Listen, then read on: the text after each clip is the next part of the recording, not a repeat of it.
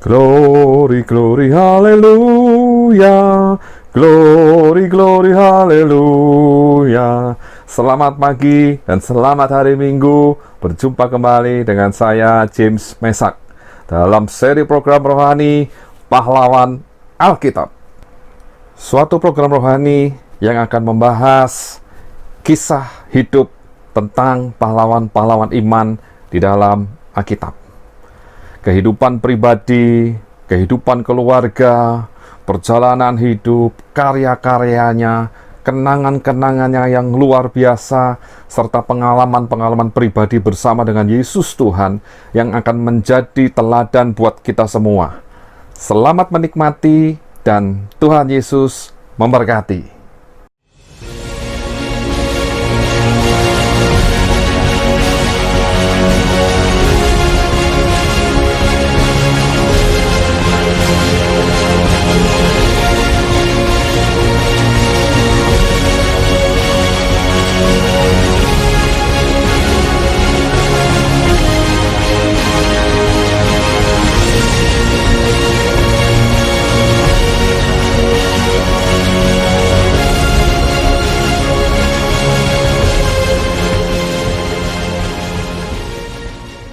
Shalom, selamat pagi Bapak Ibu Saudara dikasihi Tuhan. Kita bertemu kembali dalam program Pahlawan Alkitab.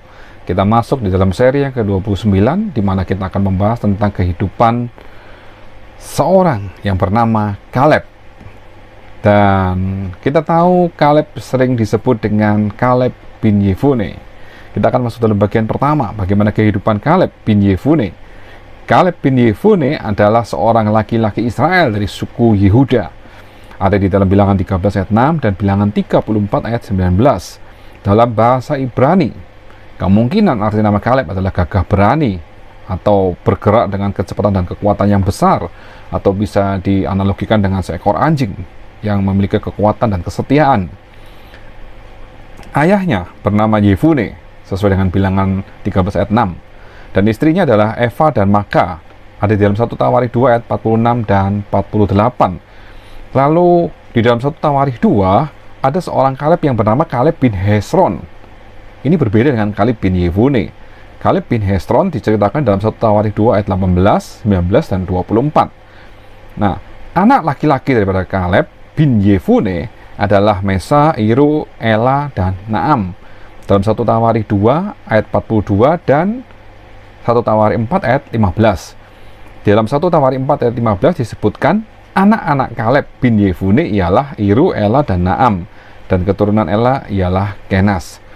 Anak perempuan tunggal dari Kaleb bin Yefune adalah Aksa dalam Yosua 15 ayat 16, dan saudara laki-laki Kaleb adalah Yarahmeel. 1 Tawarikh 2 ayat 42. Nama Kaleb disebut pertama kali dalam Bilangan 13 ayat 6, dan nama Kaleb disebutkan sebanyak 39 kali di dalam Alkitab. Kitab yang menyebutkannya ada 6 kitab, yaitu Bilangan, Yosua, Ulangan, Hakim-Hakim, 1 Samuel, dan 1 Tawarikh. Dan kita tahu pekerjaan Yosua adalah seorang tentara.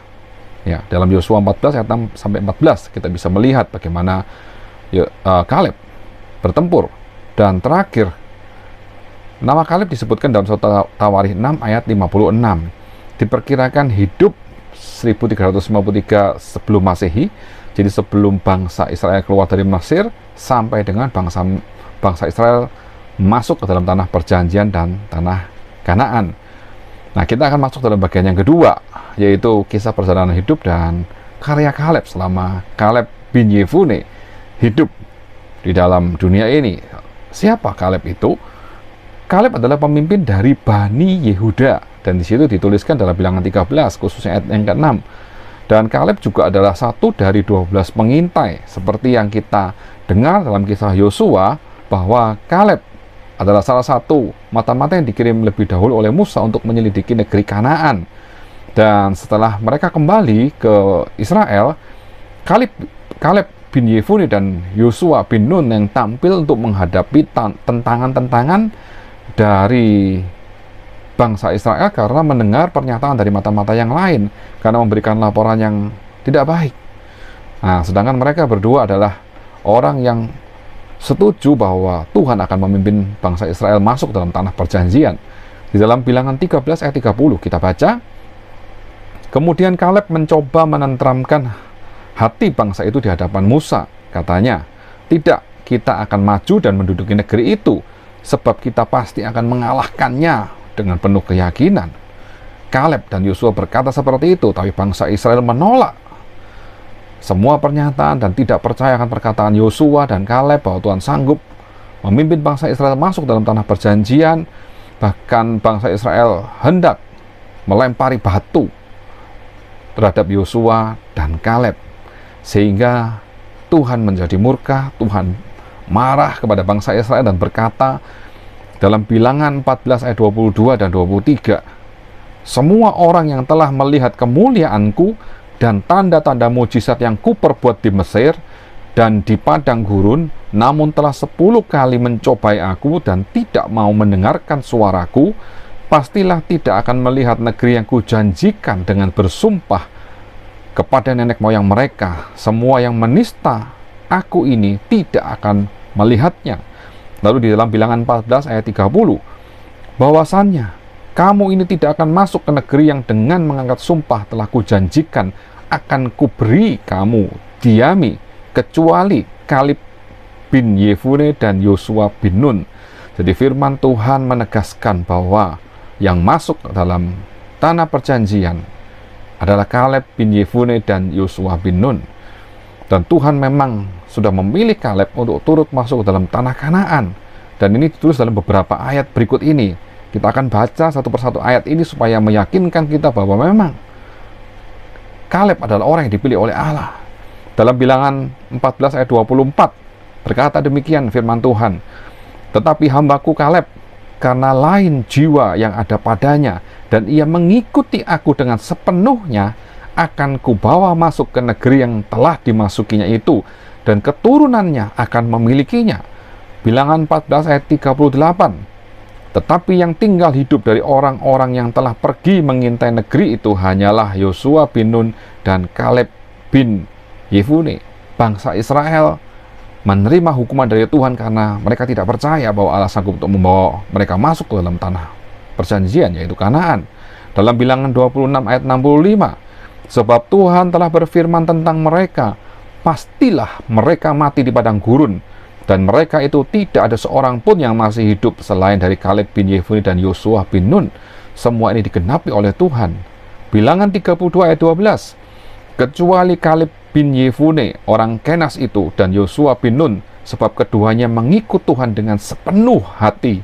Lalu di dalam Ulangan 1 ayat 36, kecuali Kaleb bin Yefune, dialah yang akan melihat negeri itu, dan kepadanya dan kepada anak-anaknya akan kuberikan negeri yang diinjaknya itu, karena dengan sepenuh hati ia mengikut Tuhan. Ini Tuhan berfirman, berkata bahwa Kaleb akan masuk dalam negeri itu, mendiami negeri perjanjian Kanaan itu beserta dengan anak-anak dan keluarganya, karena Kaleb dengan sepenuh hati mengikuti Tuhan, sehingga Kaleb mendapat tanah pusaka. Kita akan baca dalam Yosua 14 ayat 6-15, sehingga pada usia tua Kaleb masih setia mengiring Tuhan, mengikut Tuhan dengan sepenuh hati dan mendapat pusaka, yaitu tanah Hebron yang menjadi bagiannya. Kita akan baca mulai ayat Yosua 14, mulai ayat 10 sampai 15. Yosua 14 ayat 10, jadi sekarang sesungguhnya Tuhan telah memelihara hidupku seperti yang dijanjikannya. Kini sudah 45 tahun lamanya sejak diucapkan Tuhan firman itu kepada Musa, dan selama itu orang Israel mengembara di padang gurun. Jadi sekarang telah berumur 85 tahun aku hari ini. Pada waktu ini aku masih sama kuat seperti pada waktu aku disuruh Musa. Seperti kekuatanku pada waktu itu, demikianlah kekuatanku sekarang untuk berperang dan untuk keluar masuk.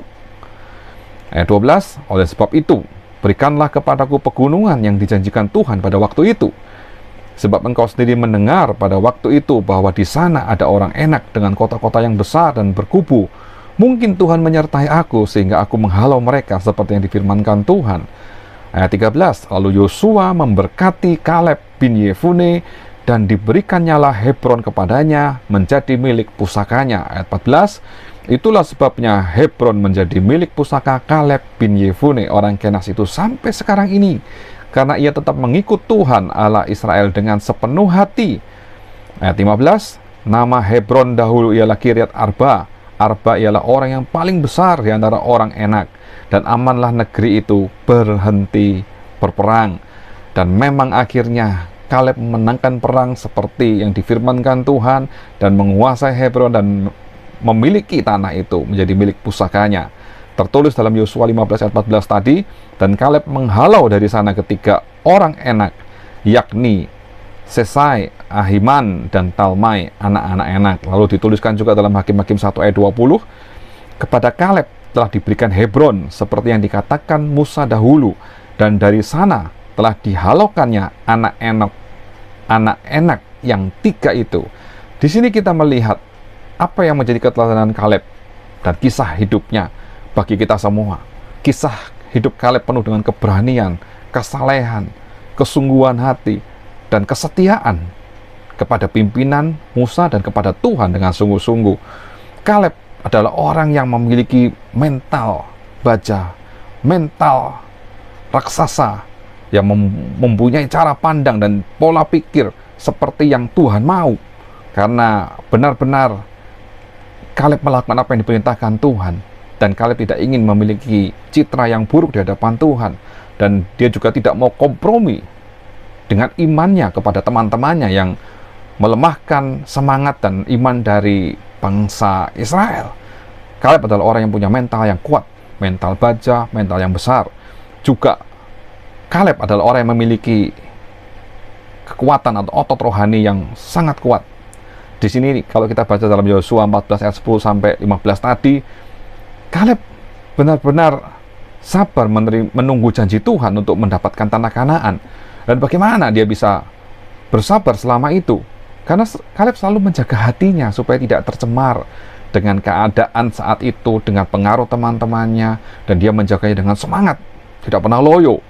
Jadi kita bisa melihat apa yang dikatakan oleh Kaleb dalam Yosua 14 ayat 10 sampai 11. Jadi waktu bangsa Israel keluar dari tanah Mesir, Kaleb kira-kira berumur 45 tahun. Dan dikatakan sekarang aku telah berumur 85 tahun. Tetapi waktu ini aku masih kuat seperti pada waktu disuruh Musa.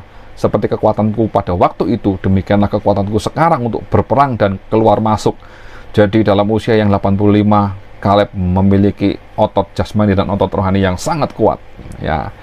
Lalu dalam hidup Kaleb kita bisa melihat bahwa Kaleb adalah orang yang berani berperang untuk mendapatkan Hebron karena janji Allah. Jadi Kaleb memiliki keyakinan iman yang teguh di hadapan Tuhan. Dan saat dia memenangkan Hebron, ada satu sikap hati dari Kaleb yang luar biasa, yaitu Kaleb tidak merasa memiliki Hebron untuk dirinya sendiri, tapi dia menyerahkan Hebron untuk Tuhan sebagai kota perlindungan. Ini kita baca ayatnya dalam Yosua 20 ayat 7. Lalu orang Israel mengkhususkan sebagai kota perlindungan Kedes di Galilea, di pegunungan Naftali dan Sikem, di pegunungan Efraim, dan Kiryat Arba. Itulah Hebron di pegunungan Yehuda, menyerahkan untuk Tuhan sebagai kota perlindungan. Dan dari kisah Kaleb ini kita bisa melihat bahwa Kaleb memiliki seorang sahabat sejati, yaitu Yosua bin Nun. Mereka seia sekata, saling menopang, saling menguatkan, saling mengingatkan, dan mereka adalah orang-orang yang berdiri teguh mengikuti perintah Tuhan, dan dengan imannya mereka menjadi pahlawan-pahlawan yang luar biasa. Dan di dalam Bilangan 14 ayat 30, bahwasanya kamu ini tidak akan masuk ke negeri yang dengan mengangkat sumpah telah kujanjikan akan kuberi kamu diami, kecuali Kaleb bin Yefune dan Yosua bin Nun. Hari ini kita belajar tentang Kaleb, meskipun dalam Alkitab tidak dijelaskan berapa lama umur Kaleb dan di mana dia mengakhiri hidupnya atau dipanggil Tuhan untuk pulang ke rumah Bapa, tapi kita bisa melihat bahwa seumur hidup Kaleb adalah orang yang memiliki keteladanan yang luar biasa, yang bisa menjadi contoh bagi kita semua untuk kita menjadi pahlawan Alkitab yang penuh dengan kesungguhan hati mengiring Tuhan. Puji Tuhan, dan hari ini kita bisa berkata bahwa Kaleb adalah pahlawan Alkitab. Tuhan Yesus memberkati. Haleluya. Amin.